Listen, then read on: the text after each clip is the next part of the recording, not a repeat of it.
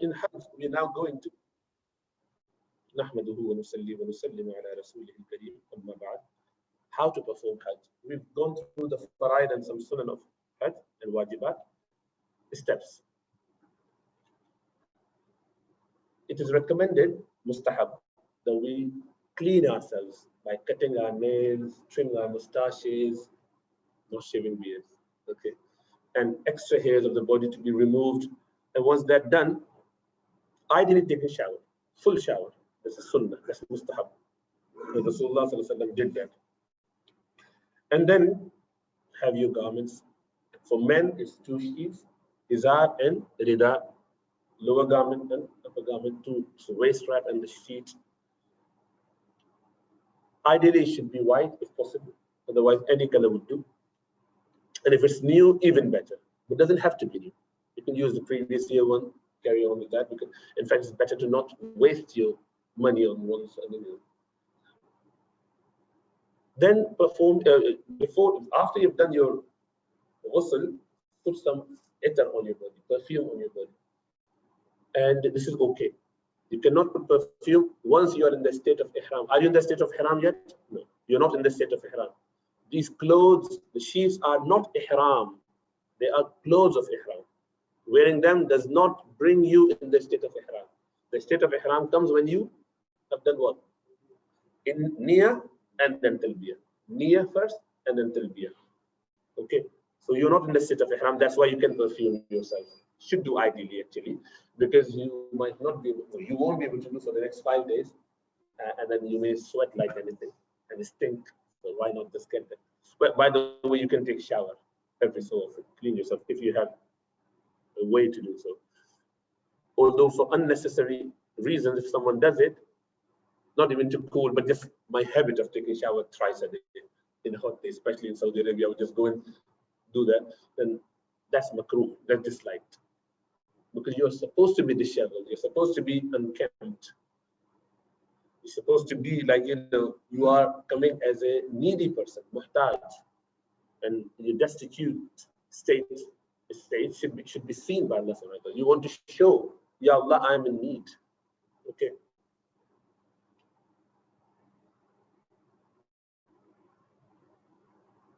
Sayyidah Aisha radiallahu anha, she used to put the perfume on Rasulullah. She did that. Okay. Now, what if that perfume or the ether or anything that you have, or even the oil, which is fragrant oil, if you put that on, what about that coming into your ihram clothes?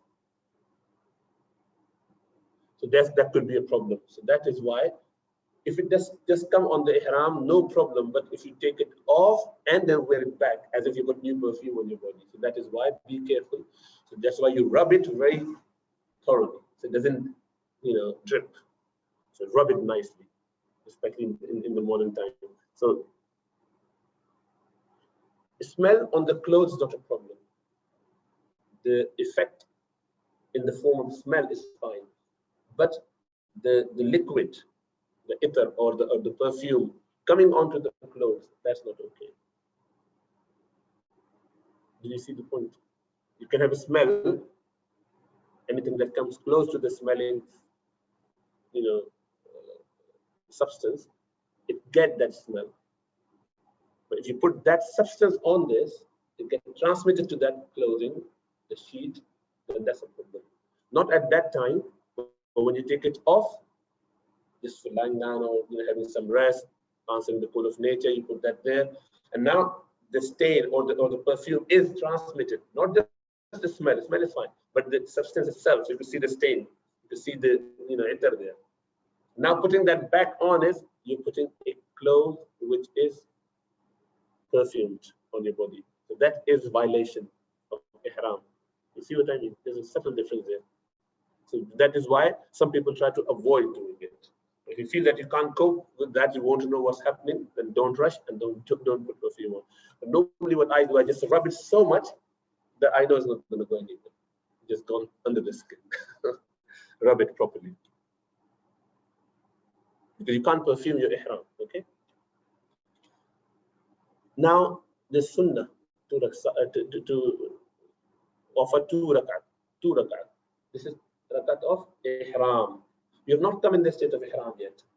So that is why when Rasulullah sallallahu alaihi wasallam did that, where did he do this? His ihram? Where did he do his ihram? Which place? Now, which place did he do it? Yeah. Dhul-Hulayfa. Yeah, Dhul-Hulayfa. When he was coming from Medina to Makkah, so Dhul-Hulayfa was the place where there's a masjid now. So if you're coming from Medina, go and do your with thinking that I'm following the sunnah of Rasulullah sallallahu alaihi wasallam. So he would put his sheet on his head. He did that. So the top sheet, and he covered his head to announce to people that I am not in the state of ihram yet. And then he offered, which suggests the significance of covering the head when you're praying. Isn't that the case? Now Rasulullah sallallahu alaihi wasallam covering his head before coming in the state of ihram, when covering your head in the state of ihram is not permissible. Yet he does that to show that he is not in the state of ihram, signifying the importance or the importance of covering the head when you're praying.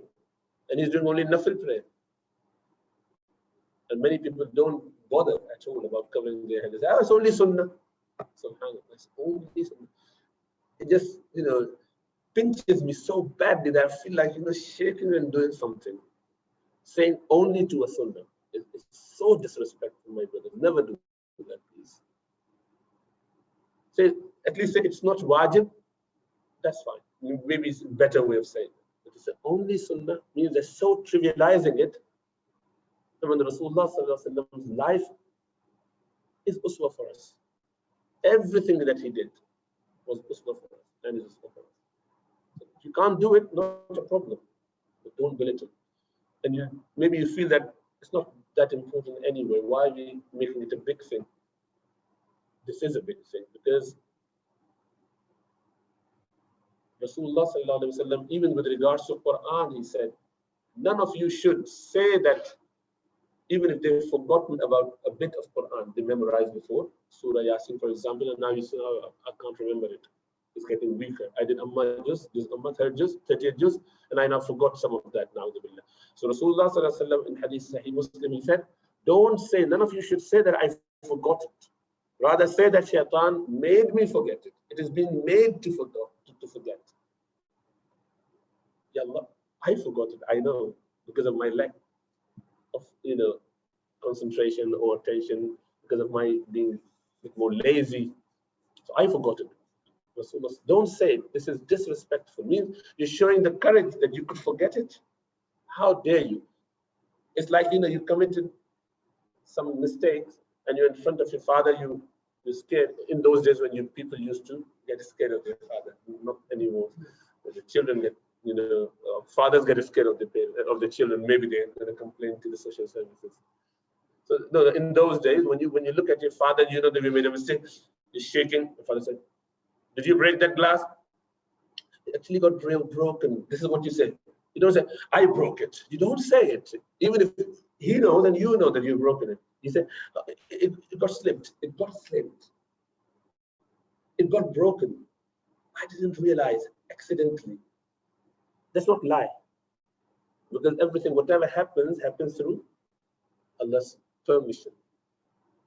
What Rasulullah sallallahu alaihi wasallam, in one way, one of the hikmah is that we need to realize that there is propriety. There is a certain demeanor one has to adopt in front of Allah subhanahu wa ta'ala.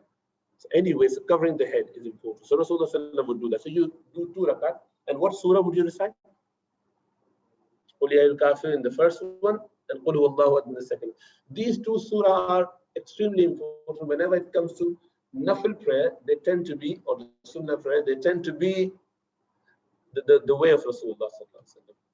Fajr 2 sunnah Fajr, Rasulullah sallallahu alaihi wasallam would frequent those. First rakat, Qul ya al-Kafir. Second rakat, Qul huwallahu ahad. What's the significance of that? Have you ever thought about that?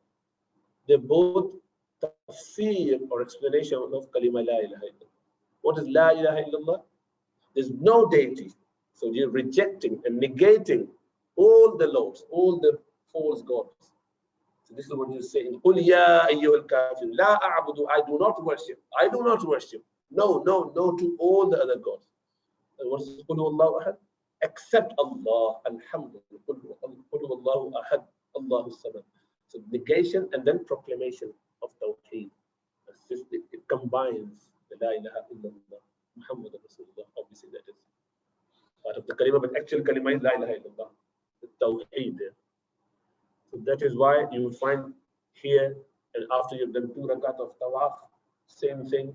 So most of the time you will find that perhaps these 2 surah are most often repeated in Sunnah of Rasulullah sallallahu alaihi wasallam. Okay, so you do that one, inshallah.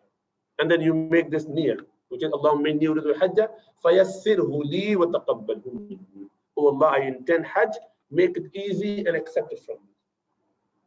Ideally, read it from the book or memorize it. It's only short dua, intention. You can say in your language as well, but because this is niyyah and this is essential to come in the state of ihram, so always say that in Arabic. Even if someone allowed that, but I prefer that say in Arabic, even if you need to read it from the book. Rasulullah sallallahu alaihi wasallam did that as Dhul-Hulayfa, yeah. And then you say your talbiyah, the mantra of the day, or the whole 5 days actually. لبيك اللهم لبيك لبيك لا شريك لك لبيك إن الحمد والنعمة لك والملك لا شريك لك. Keep saying it, keep saying it. And then once you've said it, you are now in the state of ihram. Intention and this talbiyah, you are now in the state of ihram. All the rule applies, everything now start applying to you. That is why you come in the state of ihram before you come in this. You come in the state, or you wear the clothes of ihram before you come in the state of ihram. Before that, so that it doesn't, the clock doesn't start ticking. Okay, you start getting the penalty, however long it takes you. And another important point about this is, you take your shower from home if you wanted to, or at the airport, or even at Jeddah airport, or wherever you want to go. Maybe you're going via Turkish airline or whatever, that's a Turkey, or you know, Jordan, wherever the transit is. Maybe take shower there, and then you come back to the plane. So have the intention only when they announce that you are about to enter miqat. So they normally announce, but in fact, all plane, the special plane going for Umrah and Hajj, especially Hajj, they announce it. So if you had the intention already made at home, now you're stuck. What if there was a problem in the plane and they have to divert it somewhere else? Maybe there's a problem in the plane, or you get sick, God forbid, or someone else get, and then you're detouring it. You're not reaching the plane, the destination, until after 2 or 3 days. You're in Jordan, stuck there for a few days. Then what? You stay in the state of ihram. You make many mistakes. There's no ease with that. And you do not get any reward being in the state of ihram anyway. It's not sunnah or mustahab to be in the state of ihram way before that. Okay, so don't overburden yourself. So don't have the intention. Do that when they announce in the plane. But one important caution there. When we say, or someone as a group leader say, make your intention, just do it then. This is what happened. This brother, astaghfirullah, we told this, everything that I say, we always tell our team. And this brother was, no, you know what, I would just do right at the end. Let's do it now. Everyone said it. I'm making announcement in the plane. Everyone is following that. This brother, he said, no, I will do it later. It was half an hour. We'll be on miqat in half an hour time. Fine, up to you. And then we just sat down and everyone was tired. We all slept in. He slept as well. He never made that intention. In Jeddah, he started shaking, what do I do? You need to go back and come back again. Obviously, that's actually you should do. But anyway, we have to find a healer for him. It's a difficult situation to be in. So why would you not listen? If you come in with the group, just follow them. Don't try to be clever. But there are many episodes and many things that happen, inshallah. I will give you some anecdotes so you will love it how people try to be clever and they actually most of the time get into more trouble. So don't do that. That's extremely important advice. Whenever you're going to Hajj, no matter how knowledgeable you are of the subject, how many books you have read on it and how many courses you have done, I can guarantee you the minute you go there, you start forgetting everything. It's so confusing. It only takes 4 or 5 good Hajj that you have done regularly before you start knowing what you're doing. Just follow someone. Don't try to be clever. There was a team of 4 people from UK, because we're more intelligent, isn't it? We know better than all the people around there, especially in the backward countries like non-European or non-American countries. Anyway, so this 4 brothers, they decided, and they told us when we came back from Mina. So this was the day when we all came back, and then we were having food, and they said, you know what, we had fantastic time. So what happens? They said, in Mina, we went to do Jamarat Rami on the first day, just before Isha time. So we went, in fact, after Isha, but before the midnight. We reached there about 11 o'clock. We did the stoning, and we got this idea. You know what? After 12, the next day starts. We do the Rami of the next day again. So we went there, we waited there, had some food or whatever, snacks from the shops. And after midnight, we came back, and there was no one there. And we did the Rami of the next day. And we all had next day off, sort of. And then we spent in Haram and whatever. So we had to do, we didn't have to go back and forth, as many times as you guys needed to do. And it saved us from, so I said, subhanallah, even if you wanted to do that, why did you not tell us the next day? They said, oh, we thought of it. I said, maybe you were trying to be a bit more smart. And also, you thought that even if you felt that was a good idea, why did you not tell your brethren so that all can benefit from this? Don't you think that's a very selfish attitude as well as arrogant? They said, yeah, maybe, but we didn't think that way. So you're very clean with your heart, I know, inshallah. You just perform Hajj, may Allah forgive you. I said, now you all have to pay penalty. What is that? All have to do dumb. How could that be? You missed the Rami of whole one day. I said, fortunately or unfortunately, when you go to Haram, normally the day changes after 12 here, not there. And normally is after Maghrib anyway. And on the Hajj days do not change from Maghrib. It changes from Fajr, only for Hajj days. So mashallah, you made a mistake. Inshallah, you will all pay penalty, and they all were like quite embarrassed because they announced it as though they've done a very clever thing, which none of the Imams for the 1400s years ever thought of, and scholars. Here I come with new ijtihad. I could be mujtahid myself. Alhamdulillah, they learned their lesson. They're nice people. Obviously, that was a mistake. And then, but you could. How would you do that? I can't understand that. Why and how would you do that? And at least even if you do something like that, you would just ask someone next day. But they didn't feel that way anyway. They did it on day 4 when we all returned back to our hotels. But anyway, so don't do that. People do silly things like that. There was another brother who we knew is coming to this. We were there for a few days, and his flight was that day. So when I saw him, I said, everyone is back. Where is he? So we realized that he actually was very tired. He performed his Umrah straight away, and then he came to his room and he slept. And he slept for quite a few hours, and we saw him about a certain time. Half day gone already. So when I saw him, I said, have you not performed your Umrah? I have performed my Umrah. You don't look like that. You've shaven your hair, you're in normal clothes. What happened? He said, I decided I would do my shaving for Hajj. So I left my hair like this, and I only just got a scissor and I trimmed here and there from 4 places. So, subhanAllah, you haven't done your Umrah. You're still in the state of Ihram. You have to do it again. Go and do it. And by the way, since you've been wearing the clothing, which is stitched for more than half a day, you have to do a dam. And then I said, by the way, your wife is with you, yes. Have you had any sexual relationship? Luckily, he didn't. Luckily. But there was another couple who did. I said, now you have to pay a cow, whole camel, as a penalty because you did that relationship in the state of Ihram. Major problem. Whole cow. And inshallah, when you pay 700 pounds for that, then you would realize what happened.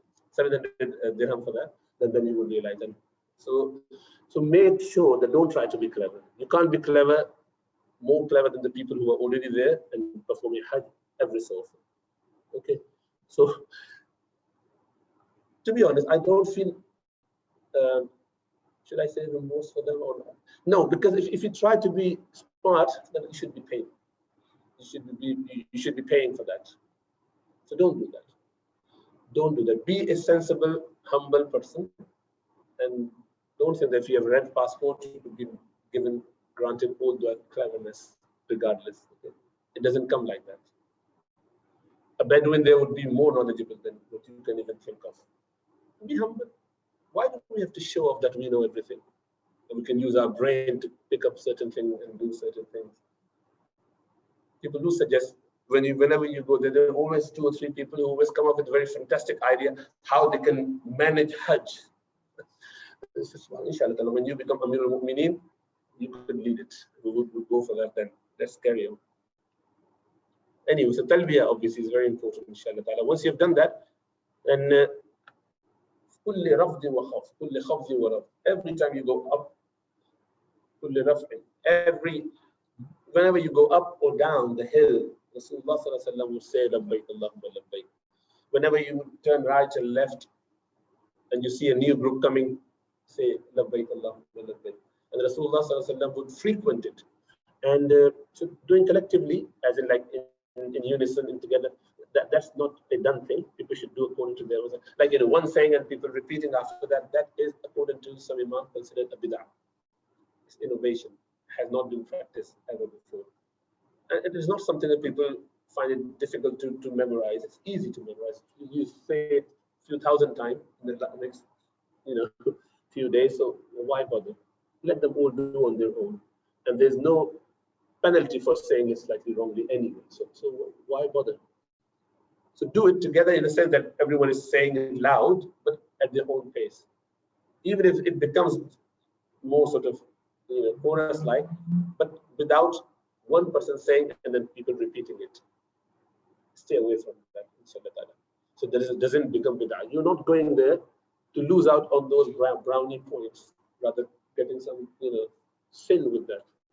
So stick to Sunnah of Rasulullah sallallahu alaihi wasallam.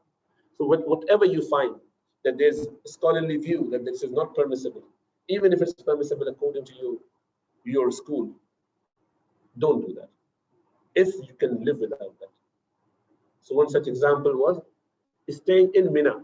Spending the night in Mina is Sunnah according to Hanafi school. So some people abuse this advantage. And the people who come with us, they know that is a big crime in my eyes.